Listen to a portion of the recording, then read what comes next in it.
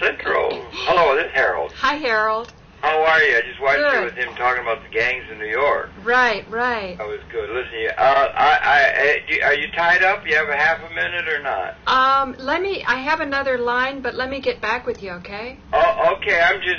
Anytime. I'm here all day. When you're more comfortable, but we should talk for about 10 minutes, 5 or 10 minutes. Okay. Sometime today. So you get back to me, okay? Yeah, I will. I mean, I've got earlier another in the line. afternoon rather than later if you can. Okay, bye. Okay, good. I'll be looking for that. Okay, bye-bye.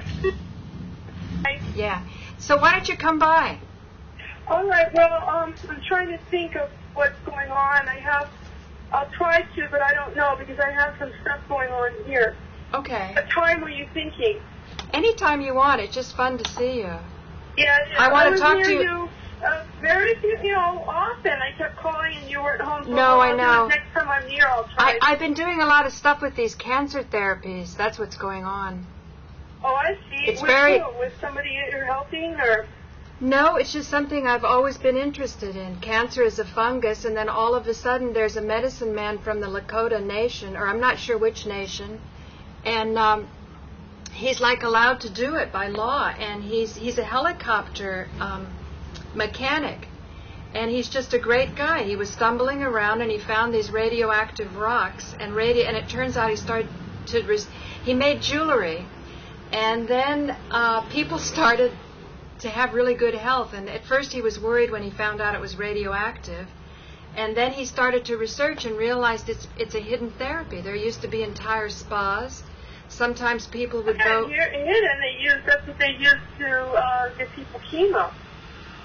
Yeah, but that's high levels. This is like low level radiation, and it could be like homeopathic. I'm not sure. Basically, what he says is that our bodies are starved for radiation, and so I was listening to him skeptically, and I had on one of these little packs, and I went into a deep space. I guess I fell asleep, which I do often. I'm so tired. That's nice. Yeah. Anyway, I'm glad that all this stuff all that infighting going on isn't getting to you.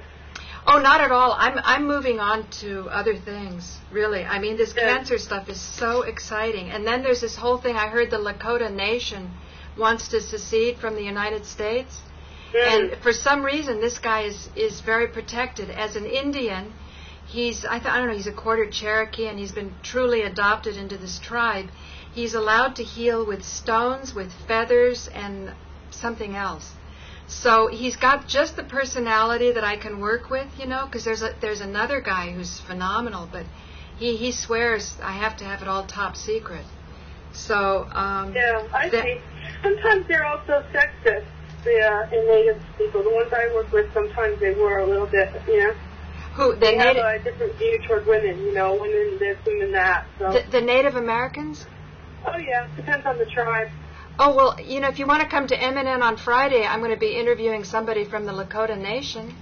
Would you like to join us? I got my plate full right now. I understand. Yeah, I'm overloaded on everything I got to do. Okay, well come by. It's not one of my things. Yeah.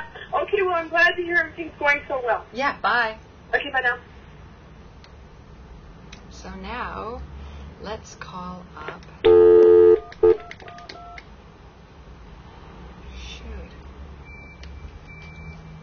Hello. John? Hello? Hello, is John there? John? Yeah, John Gulino? Yeah, hold on a second. Thanks. Got it. Hey. Hello? John? Yeah, hi, Paula. Are you up for a show? Yeah, sure. Okay, let me see. What I'm going to do is I'm putting up Martin Scorsese as a ripoff artist. Oh, yeah. And then maybe you can make some comments about just kind of what your thoughts are since time has gone on since then. Yeah, oh my God, I put on my slippers and there were ants on them. Oh God, it hurts. The pain. Oh. It's like, what it's like down here, and you're in a... No, I don't know what it's like in Puerto Rico, but I'd like to come sometime, and also to Jamaica. Oh yeah. Oh, sure. You're always welcome here. Thank you. You're always welcome. My dad's going to be leaving and coming to New York in October. Oh, so how come your dad's not in Sicily? Because you said you spent time there, and I've spent. We would visit. We would visit the family. Ah, and now, are our you relatives? You know, he has a brother and wife and kids. Right. Younger brother. Right. But he doesn't go anymore because he doesn't like it's too much for him to travel. The whole really? physical aspect of it, because Sicily is kind of remote. So you got to take that. You have to take after you get to Rome, then you got to take the extension flight, and then it's remote. Yeah. Yeah. But so what's going on, Paul? How you been? I've been good. I've been putting a lot of attention on these cancer therapies. Yeah, I know. I'm really interested in that. I know. I haven't had a chance to upload them yet, but I'm going to. And then I was doing jury duty. How did that go? It was really nice. It was nice to be down there. And I met a lady who works for Sirius. She's an account manager for advertising. Yeah, you told me something about that. And that was very interesting. You know, we talked afterwards because we got dismissed a half a day early. You know, it's usually a 2-day thing. Yeah, I don't go to those. I don't even answer those things anymore. You don't? No. Oh, really? I always miss them because I'm in Puerto Rico, so I don't actually get them. But I think you get in a lot of trouble if you... No. No? It's actually... You just keep blowing it off? Yeah, there is no law that says that you have to go. Oh, really?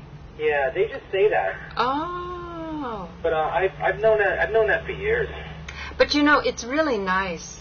And it is. And it gives you a lot of insight into the thinking. I mean, it was a slip and fall case, and the guy and I fell asleep I love those slip and fall. Yeah. Well, while he was talking, I fell asleep. So when I woke up, you know how you're kind of a little bit groggy-ish. Yeah, and sometimes for me, I can get a little snappy. Yeah, so, I'm like that too. So I told him, I said, to tell you the truth, this is such a massive waste of time. Here we are, 9/11's happened, and we need an office of city attorney general to protect people. What about the big hole that people tripped, down there in the World Trade Center? And the whole room was just like hushed. And then I thought, well, maybe I would get chosen because I was equally on both sides. He said, well, do you have any problem with my client or whatever? And I said, no, and I really feel sorry for the city of New York. You know what I'm saying? Oh, yeah, well, working for the city of New York is even worse.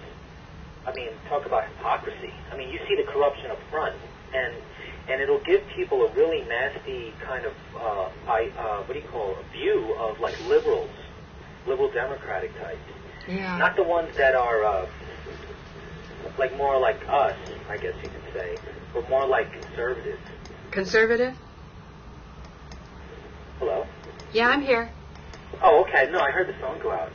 Are we on live or something? Well, no, we should be online, but it's every cast is tired of doing this for free for a whole year. Oh, I see. So yeah. what I'm hoping to do is see if Bit by Bit can help me out. And incidentally, they were the ones that were also indirectly smeared when they were doing that. Seinfeld, name. Yeah. And speaking of, this is off the record, right? We're not actually recording anything, are we? Yeah, we are recording. Oh, okay. Then I'll have to tell you later. Okay.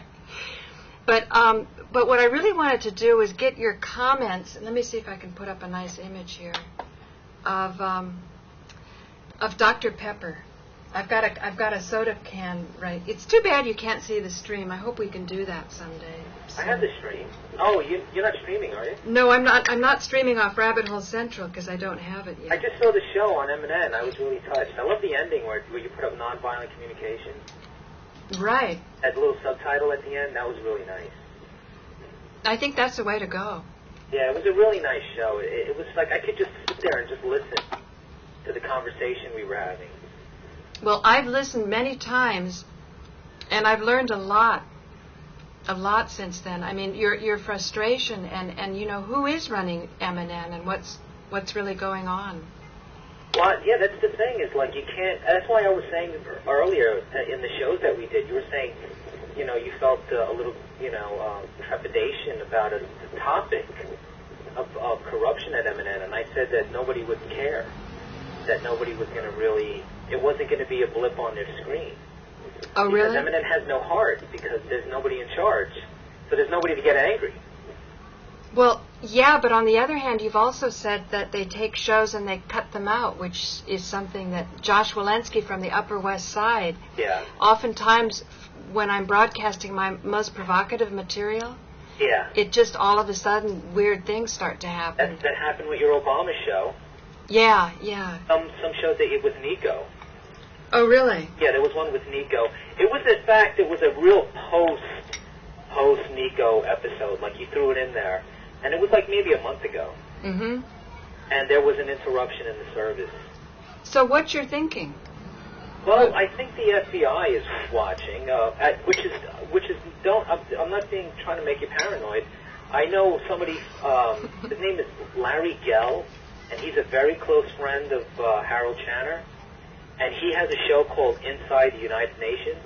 I know Larry. Yeah. Well, he's a great guy. If you talk to him, he's a great talker, too. Oh, yeah, I want to do something with him on the co-op scams. Yeah. Oh, yeah, I know. I saw that show. Yeah. About You Own Nothing. I mean, he's a great personality, and he would make a great addition to a lot of your shows, because he has a lot to say about 9/11 and things he's seen. Well, anyway, the point I brought him up is because he was airing a show, and at the time, the subject matter had to do with Iraq. And he said, his phone goes off, his cell phone. He goes, "It's the FBI." And I'm like, "Really?" And he goes, "Yep, they watched my show. They're a little concerned about, this, whatever subject matter was." I wish I could actually talk to him, because I don't really remember what it was actually about. But he was interviewing someone from Iraq. I think it was the Iraqi ambassador. I think that's what it was. And the FBI were watching the show, and they were calling up, and they were calling M&M. Mm-hmm. Another time, Richard Speziale sent me an email, and it said, "NYPD is watching you." And that was the title of that email. And what it was through Freedom of Information Act, they got a file from the police department investigating M&M. Yeah, you mentioned that in one of your posts, that if you go to the police department, you can get them to cooperate and investigate things. Yeah, well, depending. In this case, they're looking at M&M, right? Because this was because of the critical mass. One of the earliest things that happened during the critical mass, those guys who get on the bicycle. Oh, right, right. Well, about 2 years ago, one of them got punched in the face or something like that, and it was caught on camera. It was when they really first broke through the news. And shortly after that, that's when Rich sent me the link to the file, to a PDF file. Wow. About NYPD looking at M&M. So you do have people out there watching. There are police officers watching. There are FBI watching. They monitor the M&M channels. And I've known that for years. And they never bothered us really, but they would show up occasionally. You would see them show up to M&M, and they would have a talk with someone. Usually they would pull somebody aside, someone you didn't know, and they would just talk to the guy. And it was not uncommon to see that. Well, what do you suppose they were saying when they were talking to the guy?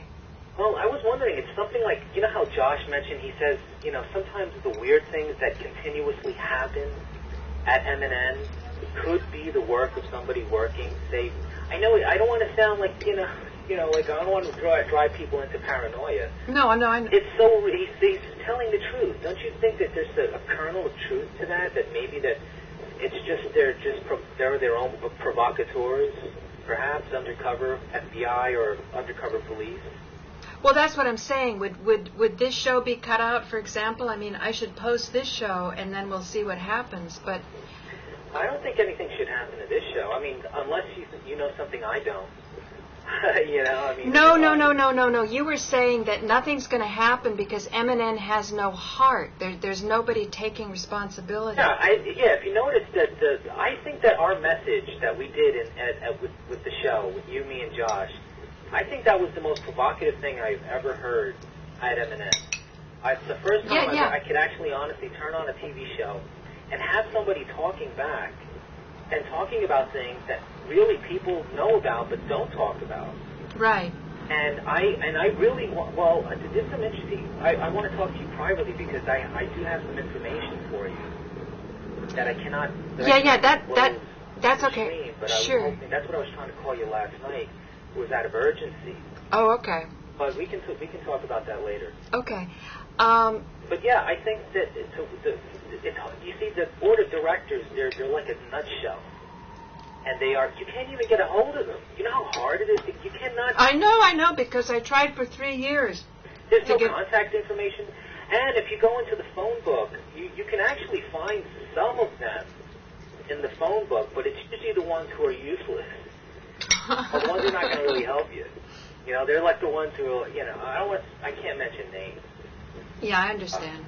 But there is a lot going on behind the scenes at M&N, and that you can obviously see they've shut the door on the public. You can tell now things are locked down. Yes, but just a second, John. It seemed to me that there was only that bad regime with that gay guy before Dan Coughlin, and Dan Coughlin has come on the show with Ugly George, which I think is a really good sign, because I think Ugly George's energy is sort of it breaks psychological, mindsets. We're going out. We're having a phone difficulty. Oh, really? I can hear you okay. Yeah, you were dropping out. Oh, sorry. You said something interesting. I didn't hear it. Well, I was just saying, I think there's different regimes. It seems as though during 9/11, which was the most traumatic time for you, and I've been listening to the shows again and again to try to wrap my head around, because I think my attention has been, it's too strong a word maybe to say poisoned, but there's so much of this strangeness going on the internet, and people leaving comments and you don't know who they are. And it starts to work with your emotions, and it twists your feelings and your opinions and your clarity of thought. That's why I wanted to talk to you privately. Yeah. I had some information for you. Well, but we can do that later. No, we'll do that later, but I just want to get this part out, that it seems as though there's a nice swing back with Dan Coughlin, but nevertheless what's coming up is this renegotiation. Yeah, and I wish the negotiation was more clarified. Like, I hear so much about, I listen to Harold Channer, but I can't grasp the language, even on paper. When you look at the proposal on paper, it's really difficult for people to get their mind across exactly what's in danger and what they're going to lose. They never quite tell us exactly what is it that we're going to lose. Is it the extra channels? Are we still going to have the 4 channels? What's at stake? And it makes you wonder if it's not some kind of spin, or maybe they themselves don't know, but they have to gear it always toward their own mission, their own goal, and that's to get people involved and to save access, which is what we are really involved in. We're all involved in saving access, but what are we losing is what's not being clarified. Not even Channer. I haven't heard Channer even clarify. He talks a lot about it, but I can't get my mind around it. Well, I'm like, what are we losing here? And are they in danger of actually being taken off the air? Is that what we're losing? No. One of the commissioners, and I should ask Rick Speciale if I can post when we had the hearing, because the guy in the middle that seemed to know the most, he sort of raised his eyebrows, which was a lot of reaction for that group, because I think they just went through this hearing as a formality. But he raised his eyebrows when I said we did not see the correct images during 9/11, and that 9/11 was a media job. It was. Now you have a much fuller experience that I think a lot of the internet people can't comprehend, because you have the cable access, public access domain and world, which to me is more grounded in reality than this internet stuff where you've got so many of these swirling around opinions and feelings, and like you don't know who you're talking to. Well, that's the problem. Yeah, what we talked about, how we did not see the correct images on 9/11 is because you had this corporate ogre, this corporate entity, this digital entity that could control the people, to control the images. And at M&N, you have a place that had no surveillance cameras, no real security, because I told you the security guards were sort of like furloughed criminals or something. They got a job. it seemed like it was the complete opposite, but you had the same element of control, you had the same mentality at work. And if I had been working at say, CNN, and I said, I'm not going to change, so I'm not going to do what you say, I would have been arrested. I would have been thrown out of the building, who knows what. But at M&N, I had an opportunity to really question their authority, because there is no authority there. There's nobody in charge. Right. You know, it always comes back to that. And my experience, I mean, I think like, wow, you got one guy in the world sitting on top of a master control, and then you've got people around you, like, yelling at you to shut everything down because they did it the day before on 9/11. So they were repeating the same exact thing they were doing on 11/12, and there was no rational explanation. And I personally spoke to Tony Riddle and Donna Woody, and they were trapped. They were outside the city limits, so they couldn't get in. So they put it on me and said, listen, keep those stations going live, get those people in the rooms, take the phone calls. And that was it. It was a simple operation. And I was met with the worst form of opposition, and it really opened my mind up to people that you work with. It's like with the internet shills. We have no idea who's attacking us, but at the same time, it's the very people that are the closest to us sometimes, the shills.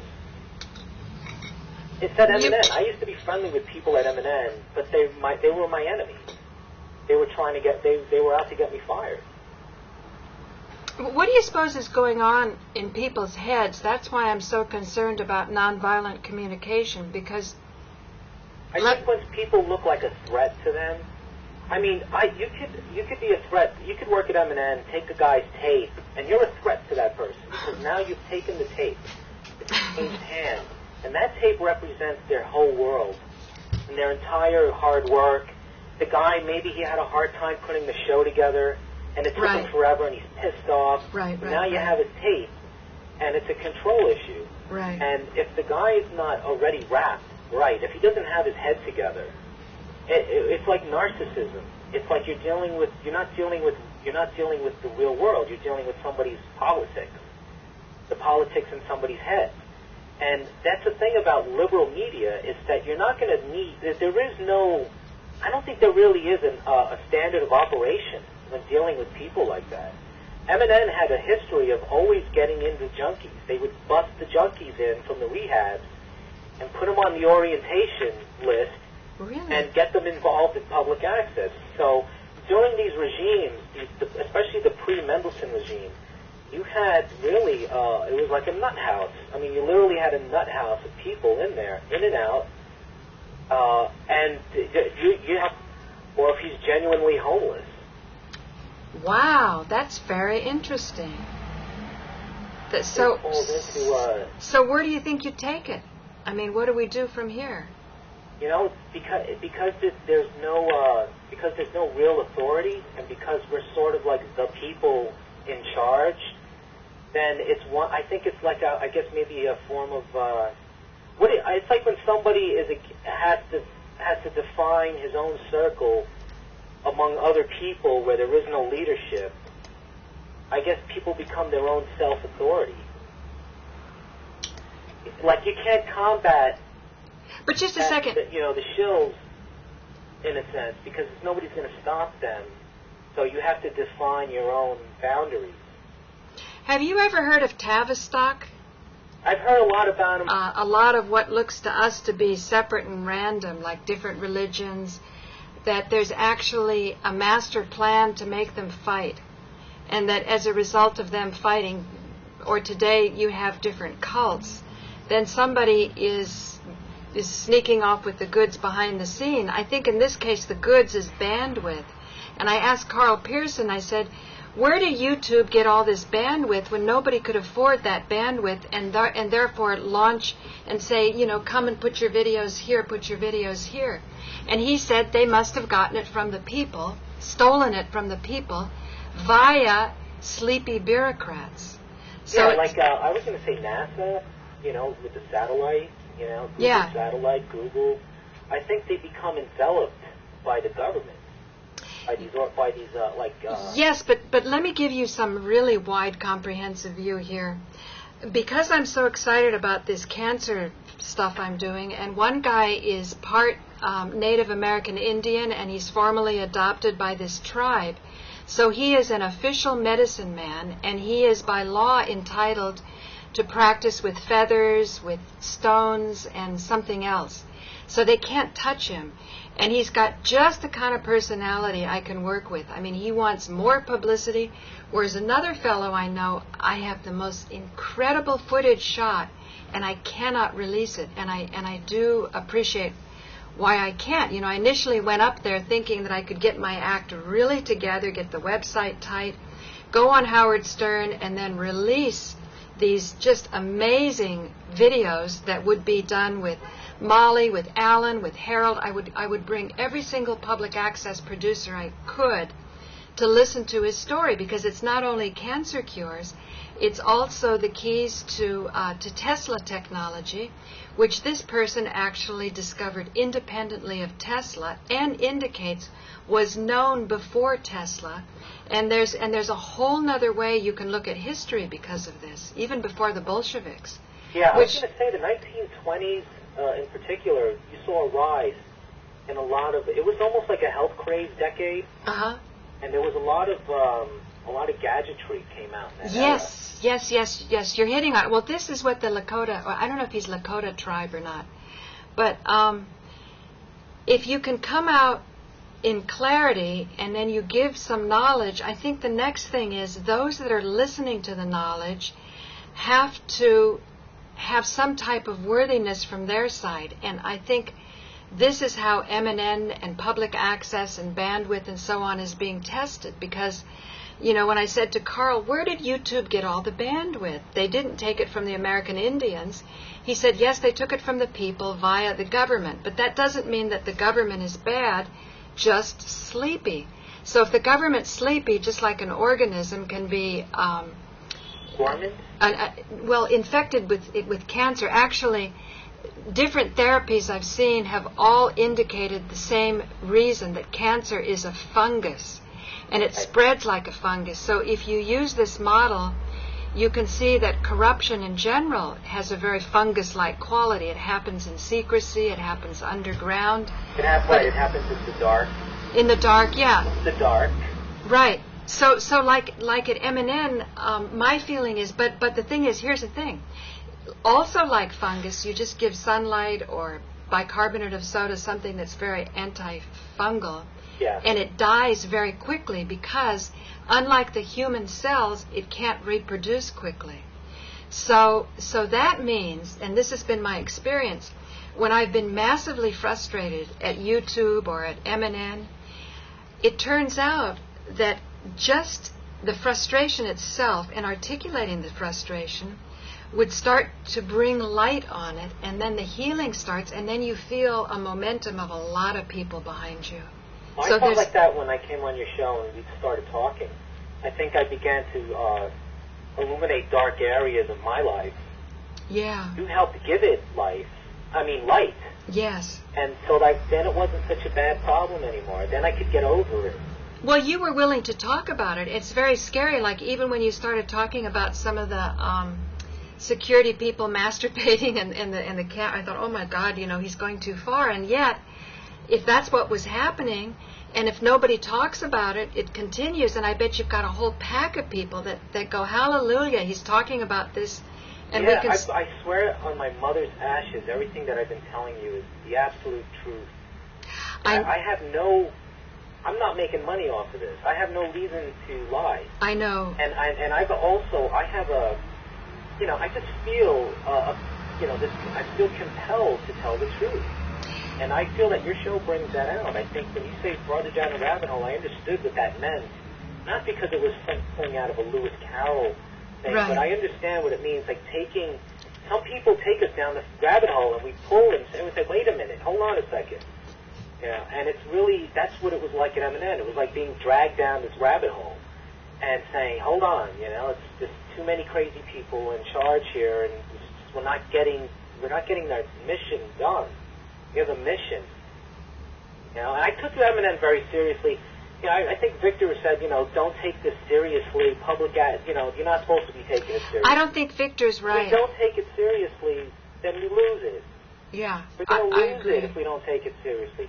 If agree. I don't tell everybody what happened if we can't avoid, these mistakes.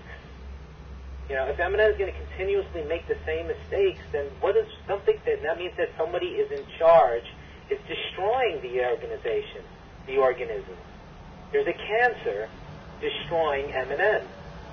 And I think it has something to do with Time Warner and these board of directors at Eminem. There is a cancer that is destroying Manhattan Neighborhood Network as we speak, and we're trying to, I wish I'd have been at that hearing. I had so much to say because I think it would have been a real unifying thing. I don't think I would have alienated anyone because I would have been talking their language. Yes, I know but how just frustrated they are. But just a second, hang on. This wasn't really about MNN. It was about Time Warner renegotiating a contract, and these guys sit up at the front, and the feeling you get is the deal is already done. They've already decided.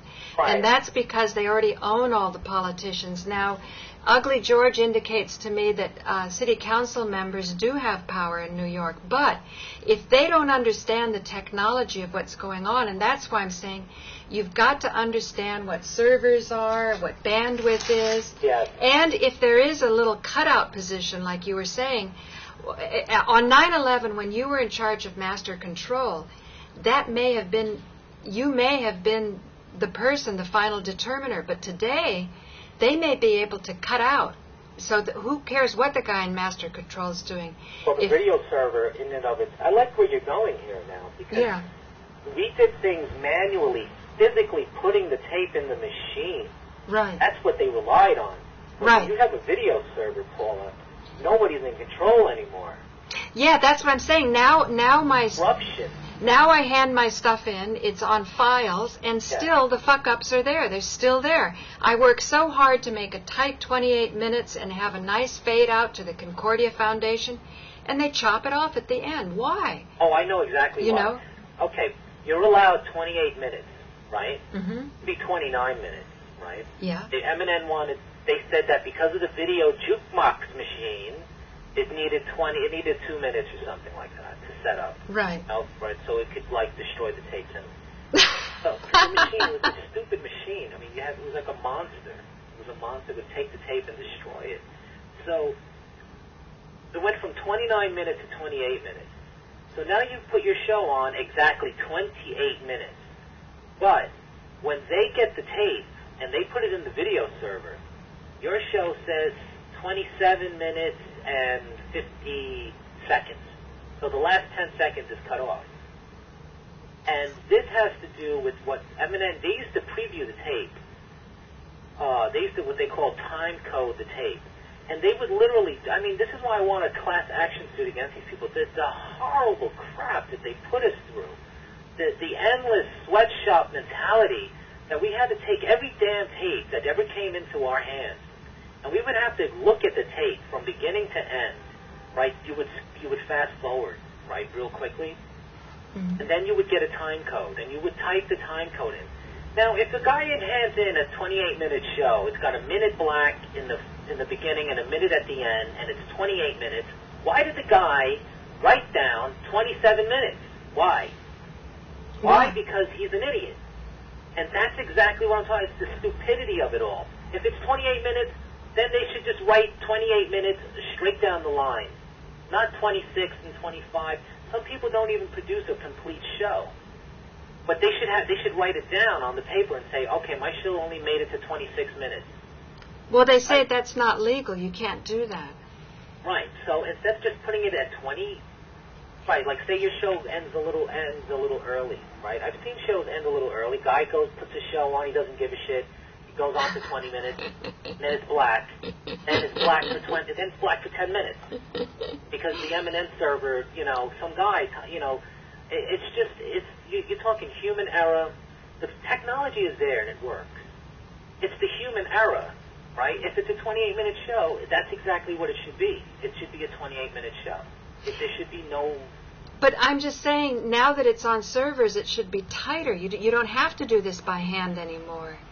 Right, but they're That's still what putting I mean. it in there. They have to put it. They have to put your file on the digital server, right? They type in an actual number.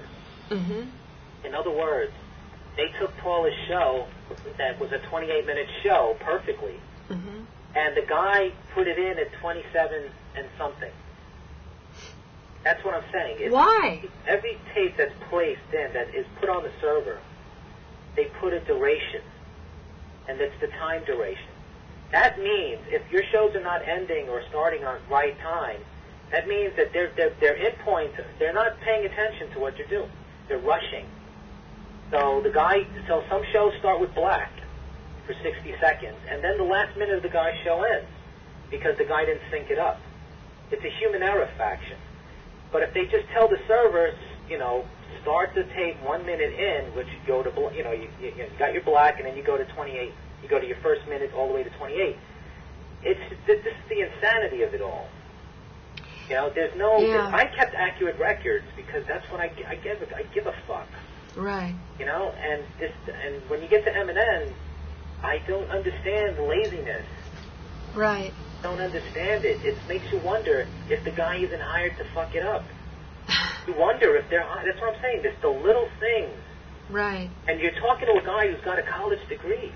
Yeah, Talking to a guy he jumps in airplanes and he goes places. You're like, are you an idiot? It's like you can't say this to your coworkers. And if you confront them, they do it again and again and again and again, and it just happens, and it's really mind-boggling. So it just goes to show that, there's no standard of operation. It's mediocrity. They're creating mediocrity. And that's what makes it look bad, makes your show look bad. Right, right. But then I guess all we can be is examples. Like, I think what really, really touched me about you was when we watched this DVD, you and me and Josh, Runnin' Wild with Ron Ushak. Yeah. And, even though you weren't supposed to, you jumped out of master control to catch him. You now have very valuable footage of what M&N looked like before all the gentrification, as well as an amazing human study of a person who was a great actor, a good-looking guy, was on Johnny Carson, and his sort of descent into the hell of homelessness and his wishful thinking that somebody's going to rescue him from this. This is the message that our economists, our institutions that are failing us should see. And I want to say that this cancer thing and this medicine man has gotten me thinking very deeply, because I got wind somewhere on the emails that the Lakota Nation was thinking of seceding from the country. Now that means that when things get so dismal, maybe whatever they have up their sleeve, they say, the heck with master control and this human fudge factor, we've just got some guys that we can control that are going to cut it out when we don't like it, and we screw it up and the channels go black. But, people will get tired of that after a while, and that would be a chance. They did get tired. I was shocked that they never had a video server. I mean, talk about bare. No, but what I'm saying, John, is that was yesterday. Today, theoretically, you can start an internet protocol TV station. We can all just jump ship at M&N, and that's what Rabbit Hole Central is starting to do, and we're doing. Oh, that's why I wanted you to get in touch with Frank Ball. Who's that? Yoland Express. Did he ever get back to you? No. Because he has a show on the net, and it's hosted by an independent server, and he's got his own TV show, and I think he's on like 2 or 3 times a week. He gets to go live on the net. Huh.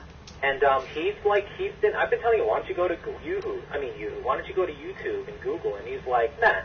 I thought he was being arrogant, but I'm like, he's thinking like you. Yeah, definitely. He's finding those companies. He's looking for these companies that he's taking the. But I want to see that on television, though.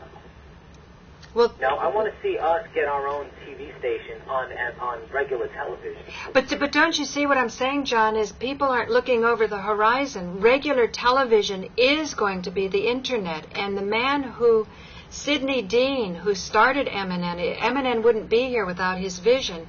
He was well educated from the right families, went to Yale, some Ivy League, and somehow in his 50s had made enough money off some investment that he could quit his job as an advertiser in advertising. And because of his perspective in advertising, he became a man of the people. And that's why we even have the shreds of hope that we have with MNN. But the power, again, is in capital ownership. And today, the capital to own is bandwidth. And I think Carl Pearson has a lawsuit going against Google because Google acquired 65 companies in order to be what it is, which violates the anti-monopoly. And they cut the people's time.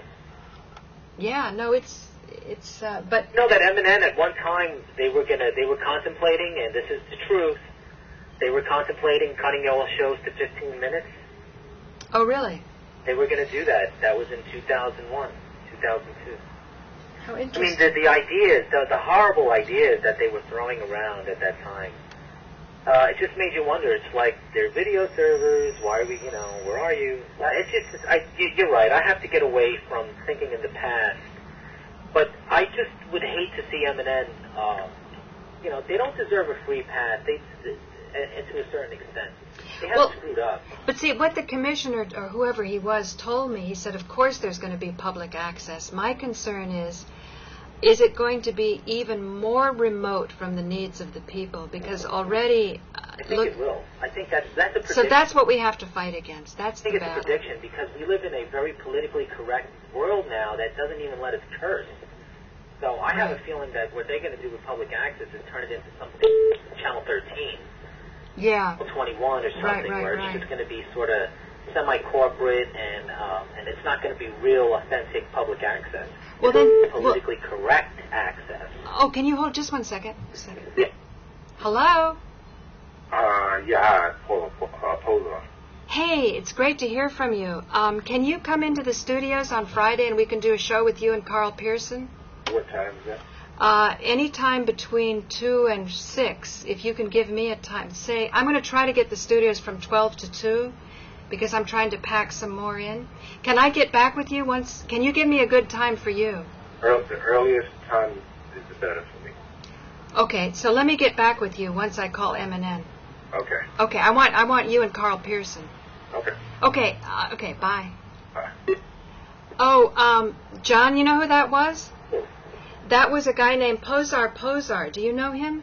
The name sounds familiar. Somebody told me he was banned at MNN for 3 years. He's got a lot of experience, I think, in prisons.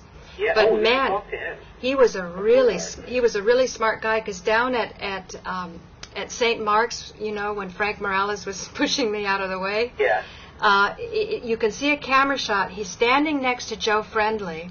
I think I saw that image. He's a black guy, and then Joe said, black guy, tall, skinny black guy. Yeah, Joe said there's only one person who had their sound on.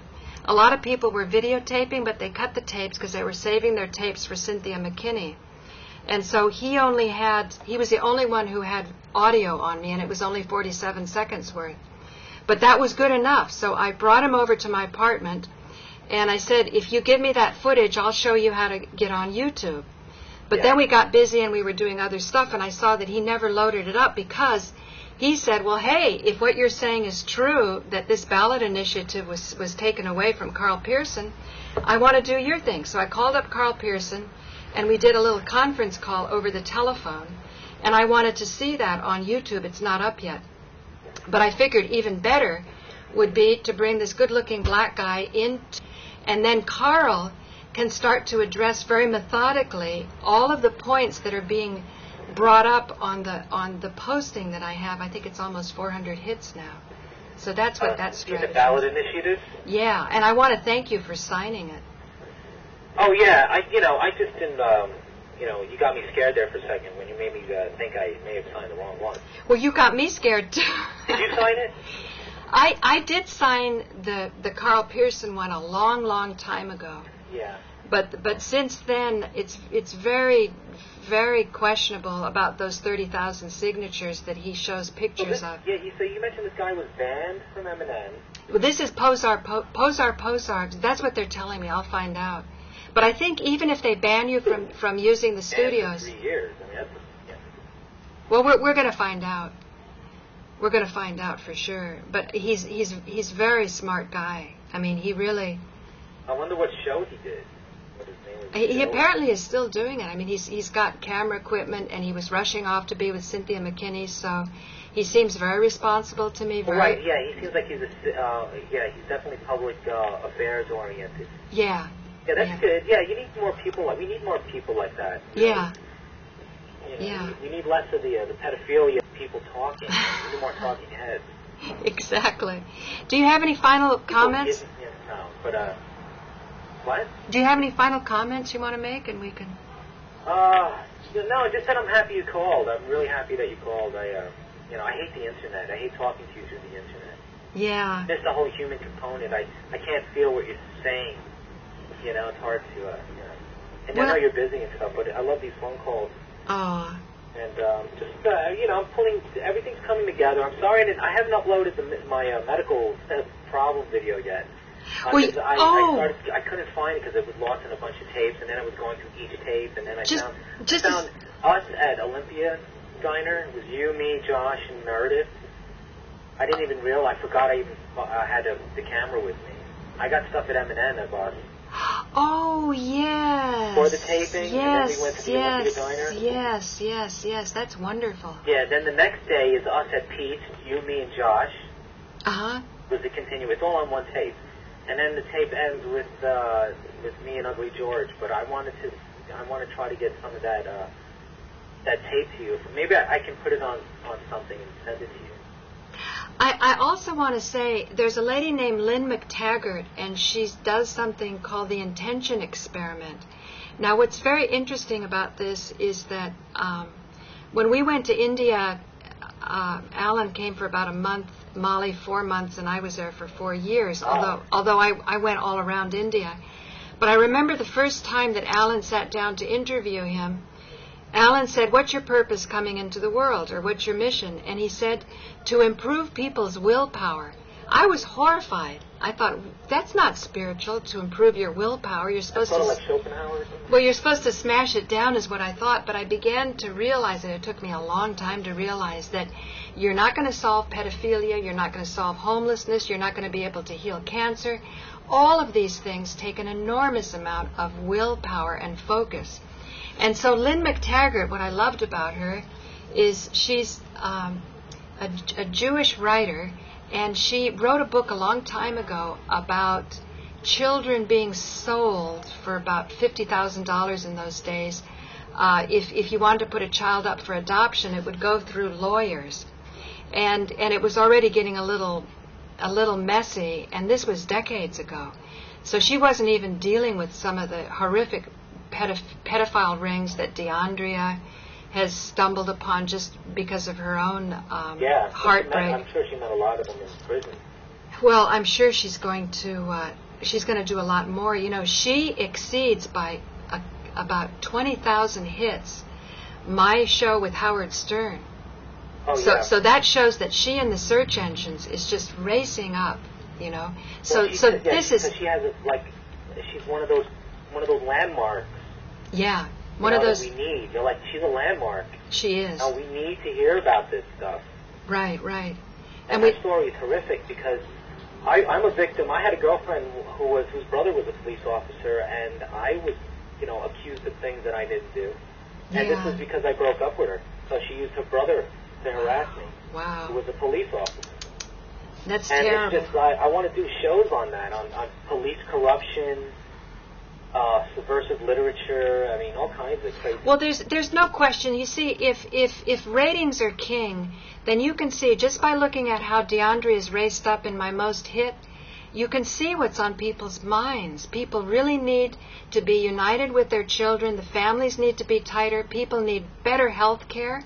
Now what I'm becoming upset about is doctors, because a lot of these doctors are taking these therapies themselves on the sly, and they tell their friends about it, and yet they still go ahead and get all the prestige from being recognized members of society by sending people off to horrific therapies.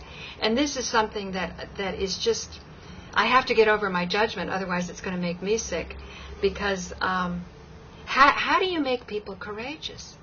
That's what we're talking about here. How do you?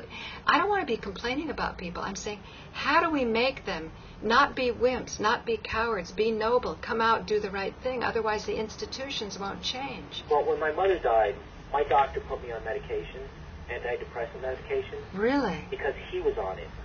Wow. And I had an adverse side effect that after 6 months I was off it, and I've never taken another pill ever since.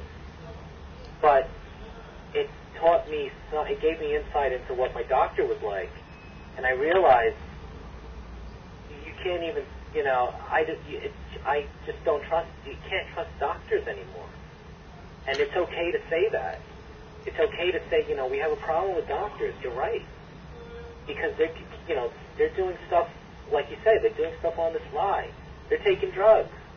Well, they're making bad decisions. But just a second. This isn't doctors taking drugs on the side, recreational drugs or whatever. I'm talking about doctors who have cancer who don't use the therapies that they give out. But right, they don't take their own medicine. Right, they don't take their own medicine. They not only don't, they don't take their own medicine. But they take other medicine. They take other things. Yeah. Other things. That's what I was trying to say is, I'm actually agreeing with you. That's my point. Is my doctor, after a while, I began to realize, he cares more about his family than his patients. And his patients, he's just giving them the minimum, or what they can afford. Right.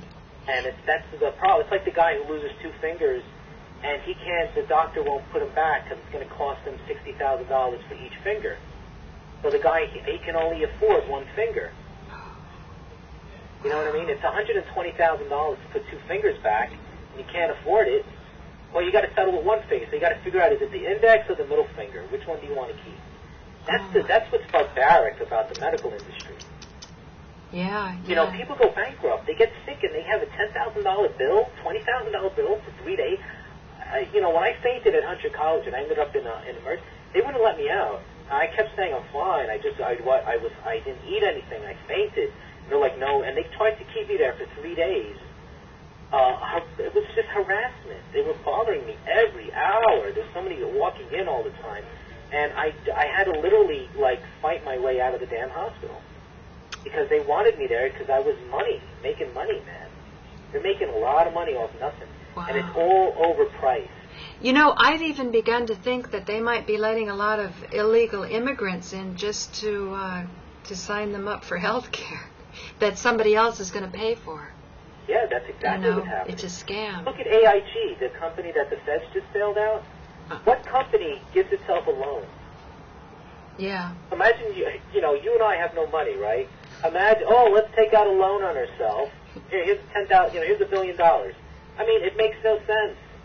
How could a company give itself a loan? But see, here's what I'm saying. This is why it's so amazing, this cancer stuff I'm coming across, because it's like the corruption gets so bad, the institutions are failing so badly that people can't help but to start to notice something that's healthy and it's growing up in a vigorous and a simple way. I'm going to do a crash course when I get off the phone with you, and I'm going to look up all these cancer tests. Actually, what you do is you can Google it. It's not just this guy. It's called radiation. Oh, just a second. Let me go get the thing.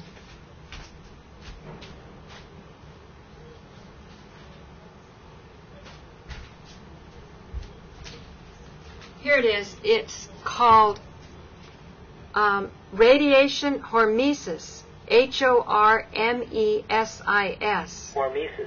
Hormesis. Yes. And this fellow's name is Jay Gutierrez, and you'd really like this guy. He's a helicopter mechanic. And he found this stone. I can't remember how it started when he was in the deserts in Colorado. So he's like we are, He's got a lot of guts, and he doesn't want to take on the AMA for sure, because I kept bringing up in the meeting. I said, I'm sorry, guys. I just have a real problem with the doctors who know about this, who know it works, it's worked on themselves, their families, their very close friends, but they won't give it out to other people. And he doesn't have that calling, but it seems that I do, because I feel if you let a doctor continue doing something wrong, hurtful, harmful, that's got to be very bad karma. So you participate in bad karma happening. That's how I feel. Yeah, that's how I began to really think about. I haven't been to a doctor since. Yeah, I don't blame you. Since 2003, I have not seen a doctor. Well, my father's horrified because I don't have medical care, but I said, when I went top to bottom to India, I saw people in all states of life, little babies, practically born on the street, and I saw, old couples who have hardly any teeth, and they're on a little cane making the final pilgrimage before they die to the holy Ganges. Yes, and make you cry. Yeah, but the thing is when you look at them, they're dying in a dignified way. It's not like what you see on the cancer wards and people hooked up to machines, and you wouldn't do to animals what we do in the name of advanced medical care. It's just so out of balance. I know. When you get through the awakening of how precious life is, it's just then you realize that there has to be some kind of crusade to preserve, the dignity of the human species, especially when it's sick. And we don't treat people. We treat people when people are sick. We're like pigeons. We henpeck them. Right. We outcast. They become the outcast. That's what they used to do. They used to send people like the lepers. They put them in a colony and forget about them. Right. And we still treat people that way. We still have that mentality. It's like that with AIDS people or people with junkies, for example, who don't get proper treatment, and then they keep infecting themselves, and they become the outcast. But right. We're really headed toward a dark period. I think the next decade, we're going to see a serious problem with this country. It's going to get worse. Well, I don't know. It could get better. Yeah, I said that in '93 things were going to get worse, and I realized it did after 9/11. You can tell. I want to thank you, John, for a very insightful comment that you left on the Dr. Pepper encounter that I had, that William Pepper. Yeah. Who seems to be the energy that stole the ballot initiative away. At one point, somebody got on there. I removed him over to the Unmet Needs Department. His name is Truth Sleuth, sometimes Perp Watch, Marcus Allen. Oh, right. And I know the name, yeah. And he was saying that the death of Dan Wallace is fake, that Dan Wallace didn't die. It is so... And then can you say what you said? Because you said it so well. I said that is the most offensive thing, according to my standards of offensiveness. No, wasn't it about Uno, about he wanted his body or no body? Yeah. Is that what something about it being offensive? Well, he and Damo Uno are kind of they kind of appear in pairs. They might be the same. Yeah, I don't know, but it's just it's like when what's his name? Our love child. Oh yeah, Firstborn Psycho. I didn't want to plug him. But, it's like they've been trying to get me to remove my video, and I'm like, what the hell's the matter with you? It's like, remove your videos. It's like, why would they want to censor my videos and remove my videos with Dan Wallace, but look at his videos. His videos are horrible. Got the abortion pictures in them. It's disgusting. Oh, speaking of that, do you think that Sabrina made that handshake in good faith? Because maybe she thought that you were so horrible that there's no way you would come onto my show. You mean like she was calling your bluff? Yes. Like Do you think calling the bluff? Do you think so? And then regarding Dan Wallace, she kept saying, but his mother has to be on too. His mother has to be on. And I said, but his mother died. I thought she meant your mother. But then she meant Dan Wallace's mother. Now, if you were Dan Wallace's mother, to create empathy and all that, what would you want? Well, she would never do a show like that. She would never. I don't think Dan Wallace's mother really cares. I think she's living her own life, and she's got her family, and she may be unaware of all the stuff that's going on. And I think that all the stuff that's coming out of Sabrina is made up. So you don't think that she's being harassed and getting mean phone calls and things like that? I don't believe one bit. You don't believe it at all? No, because if she did, she would directly confront me in a nice email and say, John, this, that, and the other thing. But they're not. They're not extending themselves. They're just making stuff up And then there's these shows that they have that make up the fake channels. No, I know that, but I noticed on one of the blogs somebody who said he was Dan Wallace's uncle wrote some stuff and, was all puffy and huffy. Now he's the white, the aunt. He went from the uncle to the aunt. That's what I'm saying, is a shill. These are not real people. How dare they go around pretending that they're the family of Dan Wallace? That's offensive. But just a second, does Sabrina believe this? She won't talk. We don't talk. We're not communicating. Well, okay, so let's hope when you get back from Puerto Rico we can, because you should go to rabbitholecentral.tv on the opening page and scroll down, and just because I don't have web skills, I don't know how to do the web stuff, so Victor hasn't changed it, and you're going to see one from November of 2007 that I did with Matt LePasic and Sabrina. Oh, I'm going to watch that. Yeah, watch that, because we were on the same page. That's why. What happened? They poisoned. I think the Nico incident. No, this was before Nico. I think. Well, maybe they didn't like me going no planes, but I thought, even though no planes itself might be a Psy-Op, you should at least understand the knowledge so you can advance. Well, I wish I could actually talk to Nico about what his insights are. I know you guys had a falling out, but I mean he's such a part of this scenario. I mean he's I'm okay about it. I'm just saying there's a lot of things that he's saying that are not true, and so I don't want to either indulge him or